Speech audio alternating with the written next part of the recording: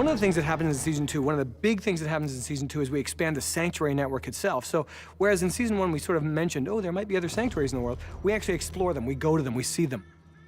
And that was a big mandate too, was to create a real global feel for the sanctuary network, that it wasn't just this sort of one city, one place, one crew, that it was a global initiative, which makes sense. You know, you've got monsters and abnormals and creatures and mutants and these things happen around the world. So you would need, you know, facilities and research and boots on the ground and scientists and all that around the world. And over 100+ years and deep pockets, which Magnus has, this is what would get set up. We're all over the place, and we have all these different people who are heads of house from those sanctuary networks. So we are literally a global network right now of sanctuaries, all run by Helen Magnus.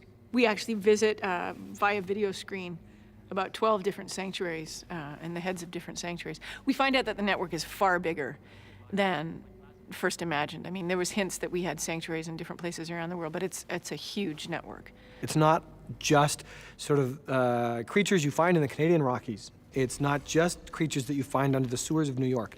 It is abnormals that you'd find anywhere in the world. And because of that, people recognize their myths, their legends, their stories, and their fairy tales in some cases. So we're using characters and creatures that are universal. You know, worldwide, we were all told those stories as children. We were all, for some reason, there's this thing where you gotta scare your children into behaving. We're told this creature exists so you don't go out into the woods, or that creature exists so you don't swim too deep in the water. People love to believe in the unbelievable, and we make that very real in Sanctuary. You know, I've said it before, magic exists here. Myth exists here, legends exist here, and they're very real, and we tell their stories in a very real, identifiable way.